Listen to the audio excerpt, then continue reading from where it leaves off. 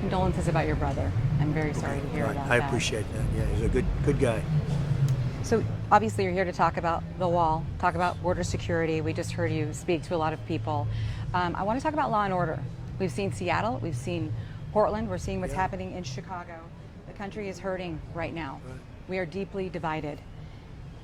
Joe Biden may become president for the sole reason that America wants something different. What would you do in a second term to change this, to unify the nation? Well, we had it. It was done. And then the virus came in. We were very successful. The division was ending. We had the highest unemployment rates in terms of in a positive way, but we had the best employment numbers that we've ever had. And it was done. Success was bringing us together. And then the China virus came, and now we have to do it again.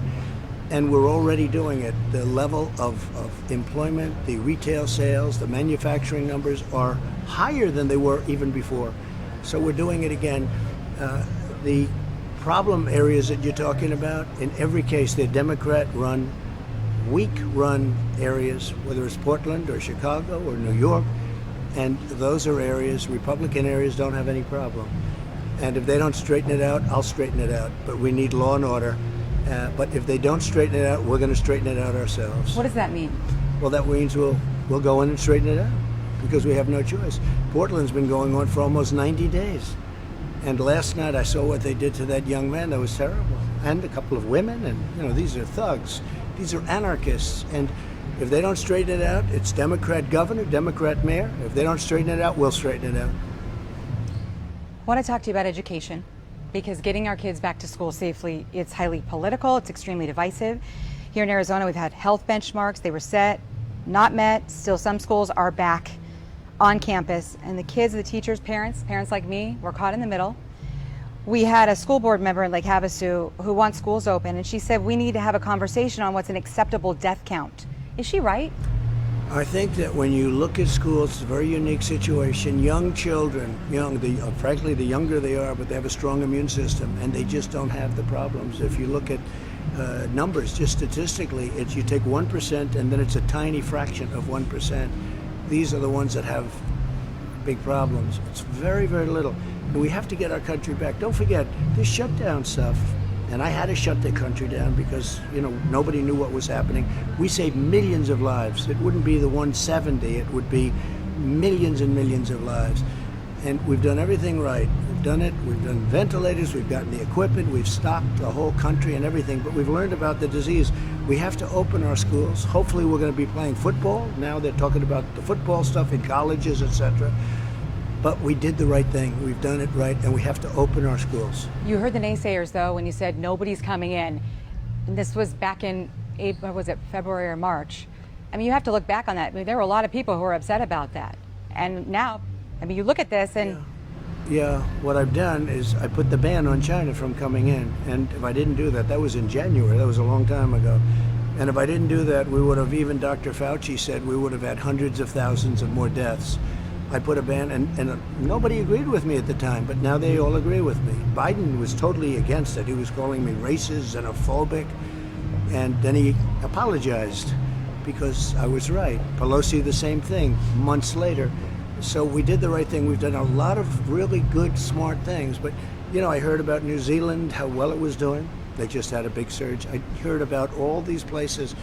We are doing well. Florida's down now. California's down. Arizona's way down. He's done he's here now. The governor, they've done a fantastic job. Pediatric numbers, the reports say they're up. And that's feeding some of this fear. You mean that children when are it comes to the kids? Yeah. I've heard that it's such a small number. We have to open our schools. Look, when you shut down, you have other problems. You have depression, you have alcohol, you have drugs, you have family squabbles, to put it nicely. You have a lot of bad things happen. So it's not like, let's do a shutdown. Shutdowns cause, I think, probably or possibly much bigger problems than even the virus itself, especially at this stage. Huge Senate race here. Huge. Battleground state. We've got McSally up against Kaley. Do you think people realize that a vote for McSally is a vote for you and a vote for Kaley is a vote for Schumer? Well, I hope. I've heard that anyway. I understand that. I hope so.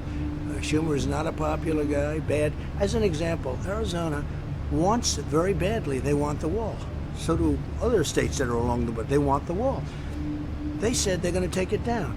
Biden, Yuma, they want to take the wall down. This is the wall. The wall is incredible. It works. It's like, nobody gets through. Nobody.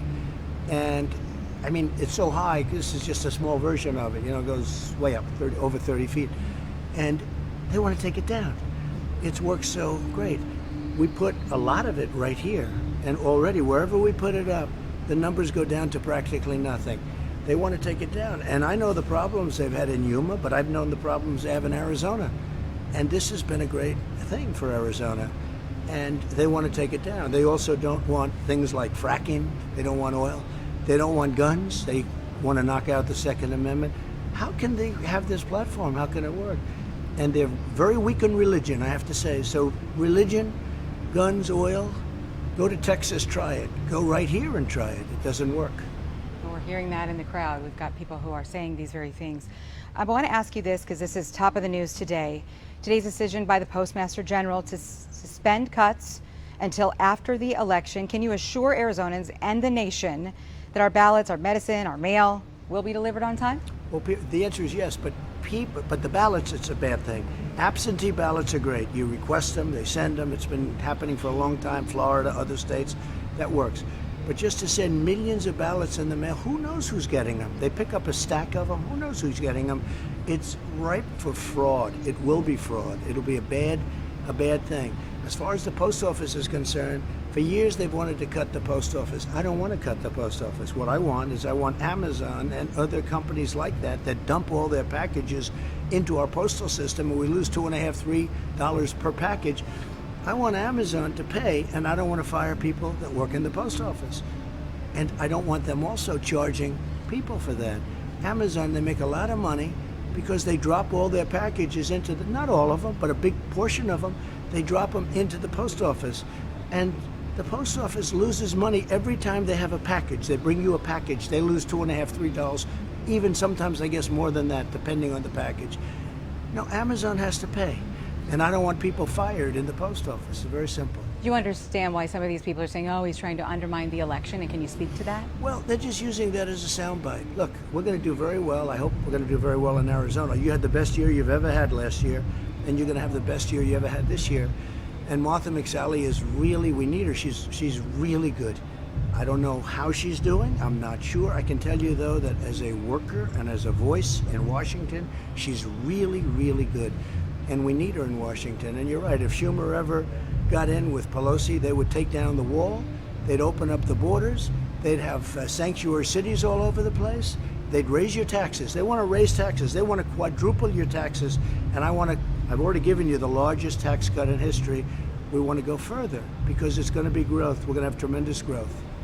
I got to know what you're doing the day after the election. Hopefully celebrating. Hopefully celebrating. And I appreciate it. You're very nice. Thank you. Really nice. Thank you Nice very to meet much. you.